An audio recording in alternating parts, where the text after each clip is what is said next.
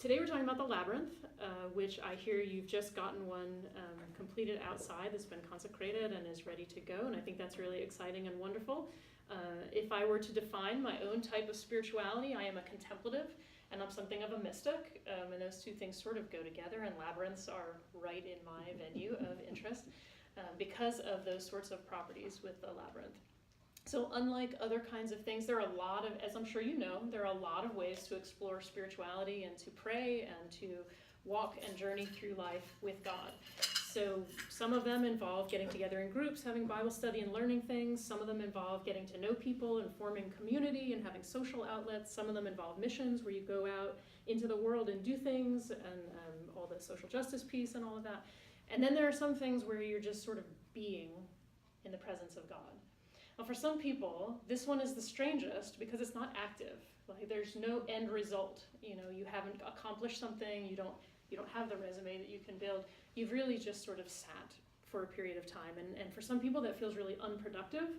And so it's like you feel guilty because you're like, I should be doing something for God. I should be, meeting people, or I should be doing something. And so sometimes contemplatives get sort of labeled as navel gazers, that you're sort of sitting there, like being. Like as if that doesn't affect anyone else.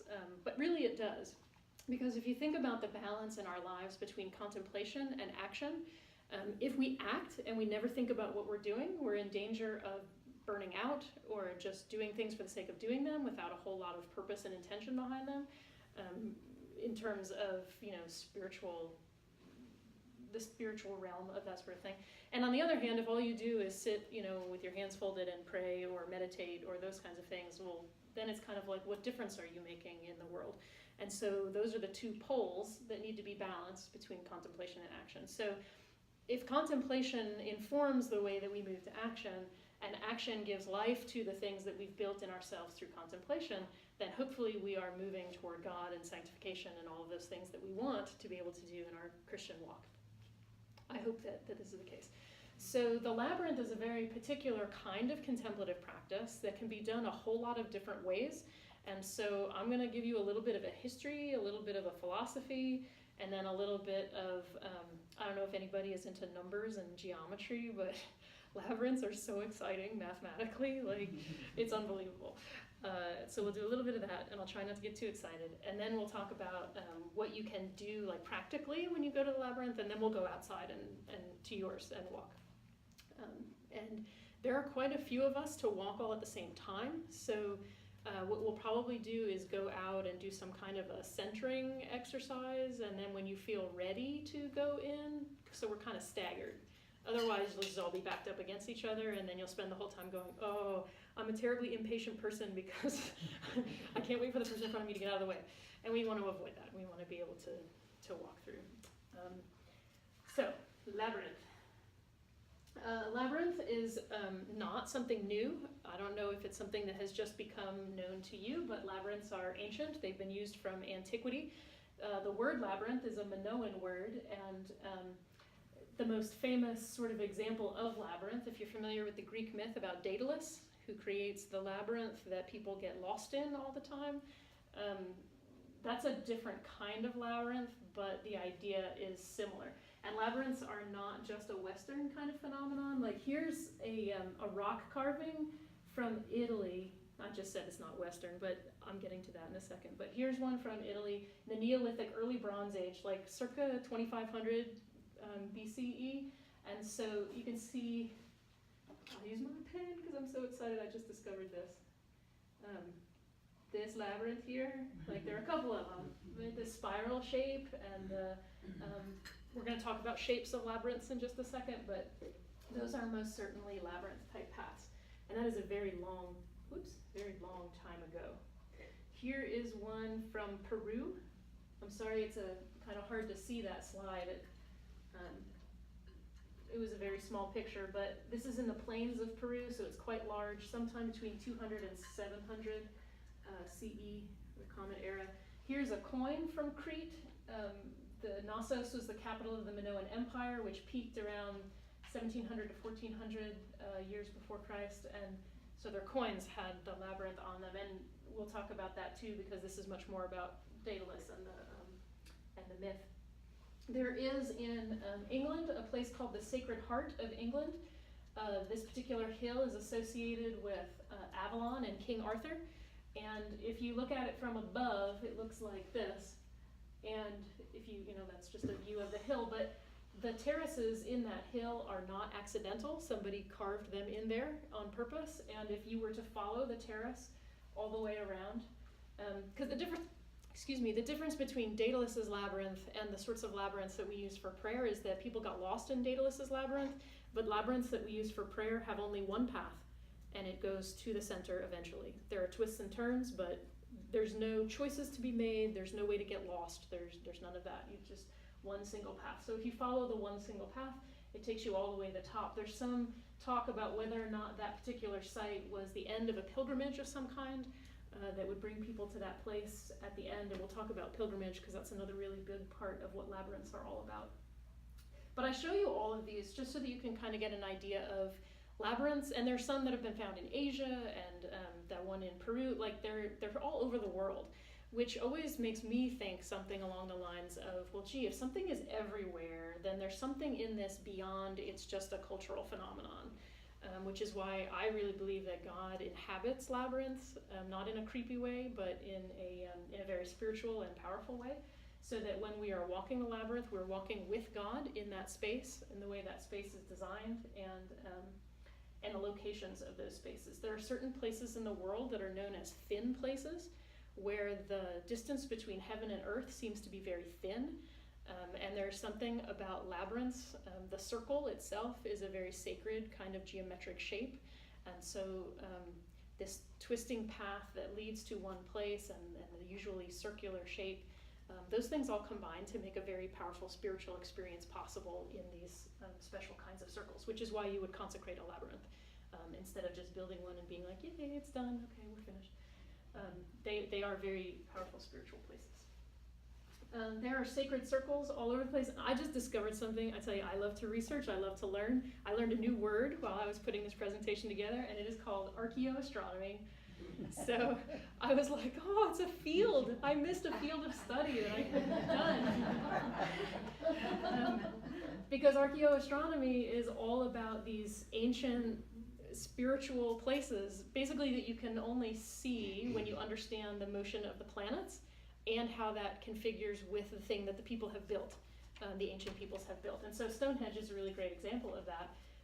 People talk about, hello, welcome, trying to figure out what did it mean, what was it for, was it marking the seasons, was it a ritual place, what was going on?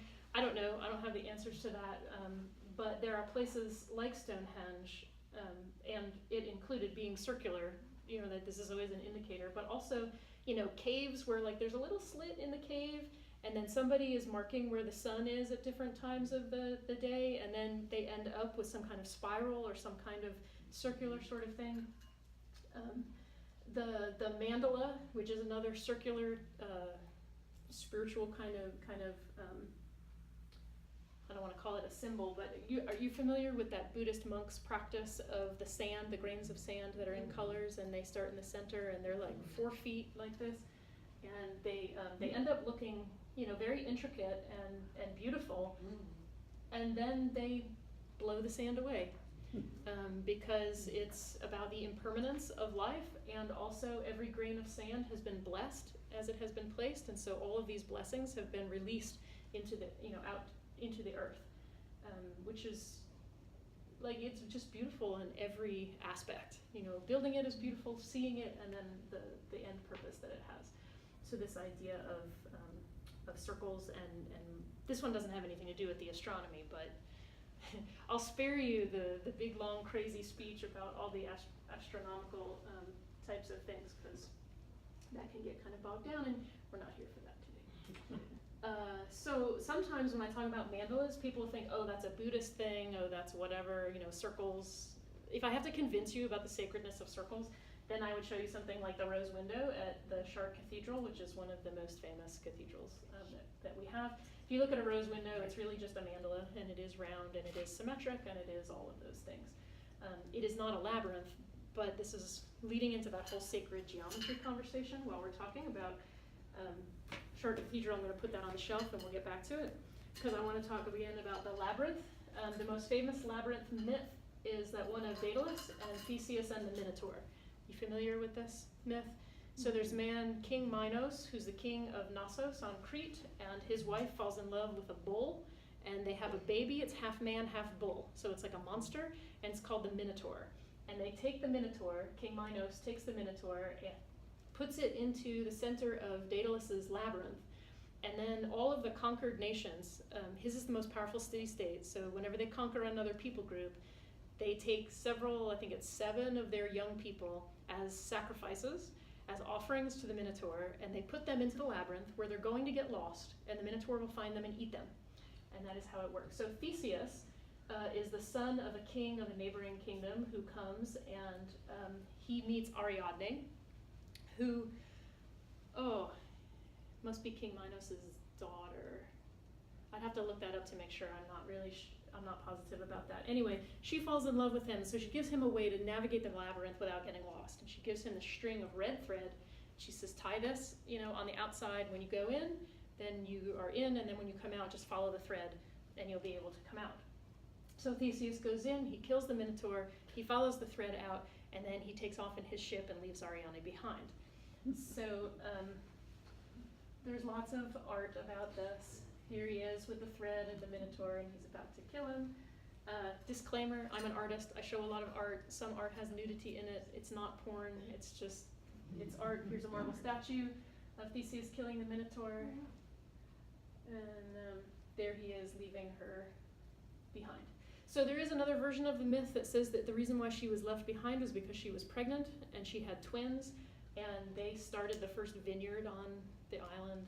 So depending which version of the myth you hear, but he does leave her on the island. And so when you think about what is it that we learn from the story of Theseus about a labyrinth, it could be a rite of passage story, it could be a human behavior and betrayal story, it could be facing your metaphysical monsters or mental illness kind of story and being able to return to the regular world.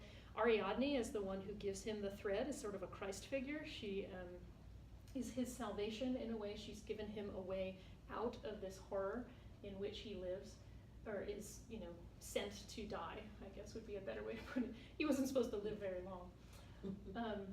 And all of that is definitely sort of wrapped up into our idea about labyrinth, this idea that it's going to be, a maze that we have to get out of. But the kinds of labyrinths that we use for spiritual pilgrimage and journey are not mazes.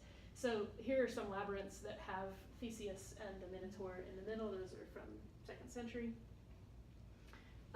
This is the shape of sort of the classical labyrinth. It's the easiest one to draw if you're into drawing your own labyrinths. This is kind of like step by step. So you would start up here. With this shape. You do the X. It's kind of like a cross, and then these little things and the dots, and then you just connect them. Obviously, it would be so you'd be connecting them this way as you go around, and so on and so on until you get to the end. And if you count the rings, 1, 2, 3, 4, 5, 6, 7, that'd be called a 7-circuit labyrinth because there are 7 rings in it. While it's not a perfect circle, it is still basically a circle. And this idea of going around and twisting and turning back on yourself. So here, Tintagel or Tintagel is near Cornwall. This is in the rock face. This is also a very ancient sort of labyrinth that has that same classical structure. You can see the cross shape with these pieces, and the dots are the endpoints of the connectors. So again, it's ancient. Okay, so Theseus and the Minotaur myth aside, we still call them labyrinths, even though they're not the same as that labyrinth, which is maybe confusing, but it's just the way that it is. The most famous one is in the Chartres Cathedral, and it looks like this. This is the inside of the cathedral.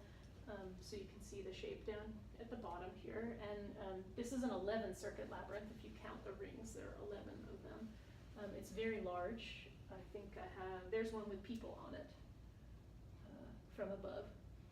And So the center is always a much larger circle than the pathways are that go along. This is just a little piece of trivia in case you're interested, but labyrinths are right-handed and left-handed. So when you go in the tunnel, if the first turn is to the right, it's a right-handed labyrinth. If the first turn is to the left, it's a left-handed labyrinth. It's, if you want to know that. That's just a little piece of trivia. Is there a theological difference? Or is it just a right-handed person made it or a left-handed? I am not aware of a theological difference, but that would be something to look up for sure.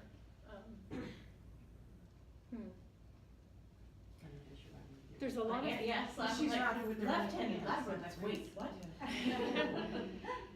Yeah, there's a lot of numerical significance, but left and right. I know that the left, and I'm sorry. I know, left is evil in the Bible. Left-handed people are always the bad guys. Well, and even like in Italian, left is sinistra, right? Yeah, it's the sinister. sinister. And so, is a left-handed labyrinth an evil labyrinth? I don't Sorry. know. Didn't mean to throw you off. It's Halloween, you should do a left-handed labyrinth instead of a right-handed one. Okay. So I'm going to take a little tiny detour here about the Chart labyrinth because this is the part where the geometry comes in that is so exciting to me. But this, if you can see it, is a floor plan of the Chart Cathedral. And the cathedral basically is this shape here. It's like a cross shape, like that. And two different systems are at play in the Chart Cathedral. One of them is that they had stonemasons. And if you know anything about the history of stonemasons, they are extremely aware of geometric shape and the significance of geometry for strength and stability and building. And so they have a system of building that involves geometry, obviously. This was built in the medieval period, so the medieval scholars and thinkers were really good about taking two very different systems and putting them together. So on the one hand, they have the Masons with their extremely geometrically based stability, strength, geometry, and ratios and all of that. And on the other hand, it's a church, so you have all these theological numbers. The number 12 is a perfect number. The number 6 is for evil. Number 7 is also a perfect number. You know, you've got the Trinity, so you've got threes and multiples of threes, and then, you know, different people have different numbers that are significant. So when they built the church, they're really intentional and deliberate, and they want all of these theological numbers to be a part of the cathedral, and then all the stonemasons want the geometry numbers to be part of the cathedral. And it's amazing what happens when they were actually able to accomplish superimposing these two systems on each other, because this is the Mason diagram, but you can see, like, you know, they're diamonds, they're squares, and I'm sure if I were to read out all of the numbers of these different distances, they probably have something to do with the golden section, which is like about 2/3, 1/3, and if you can see it, there is a circle here, also in the center, that is the center of this cross. So you might think that the most important thing would be right here at the center. That's like right in the middle of the space. The most important part actually is where this square and this square, where these cross, right here and right here. So if you were to erase all of the geometric lines and things, what you would see is that the labyrinth is located right here. The center of the labyrinth is right here. And the altar where Eucharist would be served is right here in this space. So the two, I don't really know how to stress to you the theological importance of those systems lining up in those exact places. It's like, you know, lightning and excitement. I get excited about it. Anyway, so the labyrinth is there. You're like, Wendy, that's all really very nice, has nothing to do with my prayer life. Now talk to me about how I go into the labyrinth and actually use it. But, I know, I'm feeling it. It's good. It's fascinating. I'm a context person. I like to put all the pieces together. So this is basically a picture of the Chart labyrinth, which is very often repeated, and you can buy them in different sizes. Like I have this little tiny one, and it has a little pen. personally, you know how like when you scratch fingernails on a chalkboard and it like makes you crazy? The sound of this device that they've given me to use on this thing makes my skin crawl. So I don't use it. I have another one that has like a bone thing that doesn't make that horrible sound. I mean, listen to this. You know, it's like, it feels wrong, it vibrates in my hand.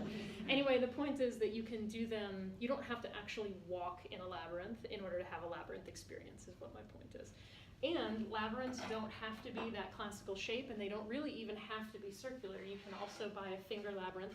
This one is big enough, instead of having a utensil, you would use your finger, where you could sit and you could use your finger to go along, which has the added bonus of you don't have to watch what you're doing. You could do it entirely by feeling, which brings you to a different experience entirely. For example, I was trying to do it without looking, by feeling, and I just came back out the entrance, and I'm thinking, I jumped over something somewhere, which means I wasn't paying attention enough. So another thing about contemplatives is one of the things that you spend most of your time doing in prayer is noticing what you notice.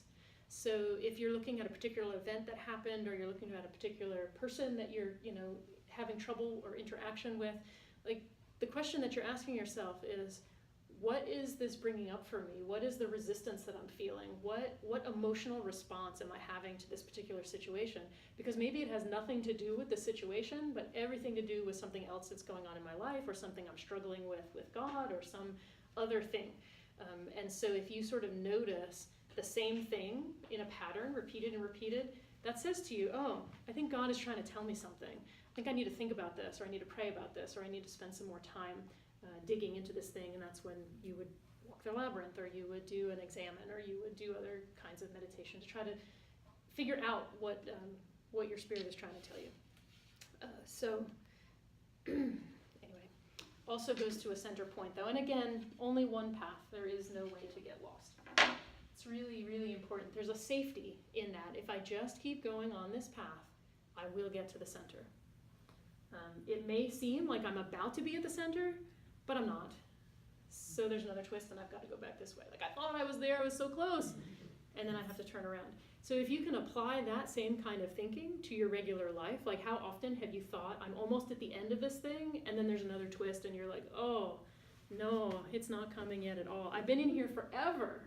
Right, so all the things that are going through your head as you're walking the labyrinth, think about how those things apply to your life outside. If you are butting up against somebody and you're like really impatient with them, you're like, who else am I really impatient that I think is in my way, or that I think is holding me back? Like, what is it that's going on in my spirit that I'm in such a hurry, or that I, feel this angst, or whatever it is that that you're feeling? All those questions are really valuable inside the labyrinth.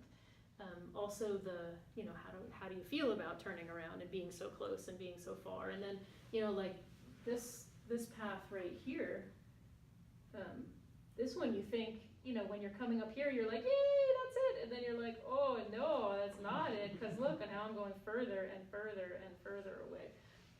And so the labyrinth it's not designed to trick you, but it's certainly designed to bring you those kinds of roller coaster experiences of expectation and denial, quite frankly.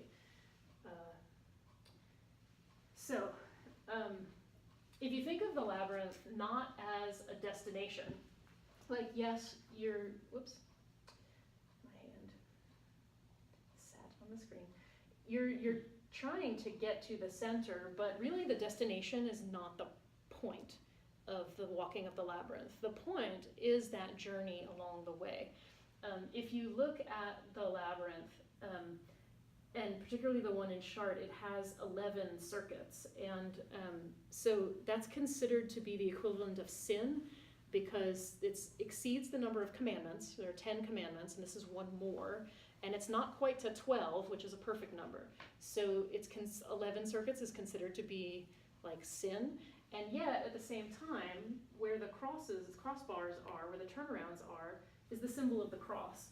So, like, the saving work that Jesus did on the cross is overlaid on what would be a sinful thing in place. And so it's to remind us that what we are doing here is walking the way of the cross. We're not just sort of randomly ambling through a space, or trying to get to the middle. It's not about the end goal. It's about the journey along the way. And so that applies to all kinds of things. You can think of it as pilgrimage in a way. When you go on pilgrimage, yes, the destination is important because some kind of significant spiritual thing is expected to happen, or some other person that was spiritually adept had been there in the past and you want to know about that and learn from them and all those sorts of things. But a huge part of pilgrimage is getting ready. It's illness along the way, it's your fellow travelers along the way, it's how do you handle hardship along the way, and knowing that God is with you, whatever those things are. And to experience that in a labyrinth, and particularly, Chartres, again, was built during the medieval period when it was really dangerous to travel and to go on a journey, for example, to Jerusalem. That would have been the #1 pilgrimage spot at the time. Well, if you can't travel to Jerusalem, what could you do? Well, you could go to the cathedral, which, if I go back to my little diagram here, the entrance doors to the church are here.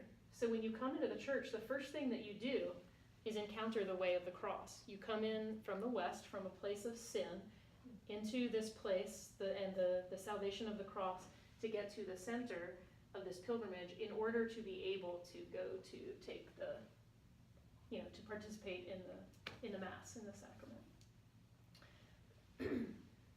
So I did it again. I just got this. I'm still learning how to use it. Let me see if that's everything I wanted to say. Seeing in my cross, pilgrimage, Christian journey, not the destination, but moving toward a holy goal. John Wesley would call that sanctification. The idea that you are modeling your spiritual walk. God walks with you and encounter and experience.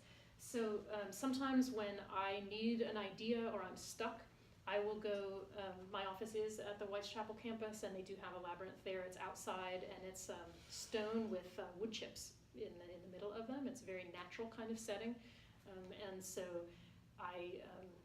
I'll just go and walk, and ask God, what is it I'm supposed to be getting? What am I missing? What is the missing piece? And sometimes I get to the center and I have nothing. Sometimes I get to the center and I've had an idea along the way. Sometimes I'm like, I don't think I even really need to go all the way to the center today because God gave me something sooner, and I can do what I can with that and then come back. Is that me being hasty and impulsive? Maybe. But I think labyrinths are about encounter and experience more than anything. So there are different ways you can walk a labyrinth. There's a whole druidic theological system around the earth and the magnetic pull of the earth and our connection. This is part of that archaeoastronomy, the connection to the earth, and that stuff about the sacred geometry of the labyrinth, channeling energy and magnetism. So if you are barefoot, then you are more connected to all of those things. If you're into that kind of thing, then it is a thing, just so you know. Not everyone is into that kind of thing. I'm into that kind of thing, that's why I bring it up. Anyway, so you can think of it as a journey of regeneration. If there's something that you are looking for, or a healing that you're asking for, you're walking as you're thinking about that thing. It could be a pilgrimage if you are, again, seeking knowledge or seeking a spiritual experience of some kind. Some people will take something like a rock or some other thing and think of it as a burden, like I'm going to put whatever thing is bothering me or whatever situation or person or whatever it is, illness, I don't know, on this rock and carry it with me. And when I get to the center, I'm going to lay it down, I'm going to leave it there with God, and then I'm going to walk back out again. And so you can certainly do something like that. There are some labyrinths that have a system of like, hey, if you brought a rock to the center, that's great. Hey, if you didn't bring a rock to the center and you want to carry something out, not necessarily whatever that person placed on the rock, but like if you want to say, I'm looking for a decision, a discernment kind of thing, and then you get to the center and you're like, okay, I feel like I've made a decision, God has spoken to me. I'm going to symbolize that by taking this rock, and I'm going to take it with me out into the world, and you can leave it by the entrance or whatever. So if you're a tangible person carrying something like that, or flowers, or it doesn't have to be a rock, it could be anything. Even something written on a piece of paper, a prayer thing. Questions to ponder, and then I think I already talked about this, the metaphor for life and the spiritual journey. So whatever it is that you experience when you're walking the labyrinth, if you're really thoughtful about how that feels to you intuitively as well as emotionally, like what's going on with me? What am I noticing? What am I feeling? That's a big part of asking, okay, if that's true in this microcosm, is that true anywhere else in my life? What is the bigger picture of this thing? So you can physically enter and walk a labyrinth. There are finger labyrinths. There are people who sell like coloring books where you can color the labyrinth and draw it instead of walking through it. Obviously we have one, so we're going to do that. Just as an example, finger labyrinths, I personally like to draw them, so I've done a series with different themes, I guess is the best way to put it. This one is kind of Celtic, it has the weave on it. This one's kind of Aztec, Mayan. And then this one I did while I was in Rome. It's kind of a Roman kind of thing. Anyway, those are fun. But that is all I have to say in terms of history and context of labyrinths and ways that people understand what labyrinths are about. Are there any questions? So you don't have any problem like being in the middle of the labyrinth and just got it and walking right back out? Like do you just cross across it? Do you feel like you have to weave back out the way you came? So the answer is yes and. So sometimes, it's important to weave in and you're at the center, and then you weave your way back out again, because pilgrimage, you gotta come home too, like you're not instantly teleported out. So for me, I would say it really depends on what I went in for. If I were looking for discernment, I wouldn't feel like I need to undo that. So I would go, where is that picture? If I had gotten here, I would go out that way, because it is kind of still the path. I'd probably actually, because I'm weird this way, I would probably actually walk on this line that's kind of in between, in between the paths, if that's possible. So it depends on, and sometimes I'll do the labyrinth and I'll get to the middle and I'll be like, I'm still searching. Like not that I got nothing out of it, but I'm not done yet. I need more time. Mm-hmm. And if that happens, then I might walk to the outside and come back in again, or I might go back out again. It kind of like, I'm intuitive, so it's like, do I feel like I need more time wandering around in here? Like, is this kind of the thing? I just can never just walk back out. I have to finish it. In and out. And I've been to several of those places. The Stonehenge, went to the other stone circle because they have lights and they feel like the stones were carried across that thin place. Mm-hmm. And it's interesting to see where they set those up, and then the ones in the other town that match when the sun rises at a certain time. It was just kind of I've just always been intrigued, so I've walked several of them. But I can't just like, once I'm in it, it's like, or my husband will be like, hey, we gotta, I'm in the middle. Yes. You have to wait till I get there and come back. So.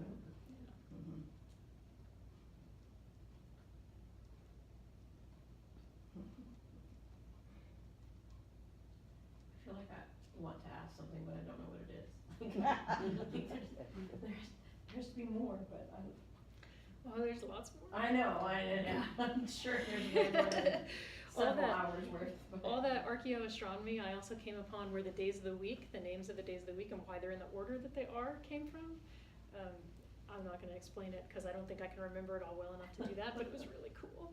And we are going to do more, of these types of come and learns about it, and we consider this one just the Labyrinth 101. So, inaugural one. So, our beginning. Yeah, so we may look at doing a more in-depth one for those who want to know more. Dana, do you have any idea why we have a labyrinth? Like why that decision was made to put one in with the columbarium? Yeah, I think all three of us were involved in it from the beginning. We were looking at next steps about 6 years ago through the prayer ministry, and we're meeting with Ben Disney, who was our senior pastor at the time, and he said, what I'd love to see is for us to have a labyrinth. And so we said, that's a great idea. So that's how that started, you know, back then with his original thought about it. I think the thought was that people and their relationship to God and how they relate to God are really, really different. We had just completed a prayer room where you sit in a tiny little closet room, silent, just with God. And that speaks to some people, it freaks others out. They cannot stand silence. Other people like to pray in motion, and that's what the prayer labyrinth is, moving, you know, and the heart pumping and the brain going and all that, and a spiritual experience. But other people are tactile, like you said, carrying the rock in. So we did the prayer beads workshop, just the idea of, in order for me to focus, I've got to be touching something, you know, and so that's kind of, I was on the committee in the beginning. I don't even know if I'd ever heard the word labyrinth. I had no idea what it was like. And we started going to other churches saying, well, what do they do? And the first one that I walked was actually South Hills. And I was by myself and did it. And I was overwhelmed with just peace. And I've heard many people say that.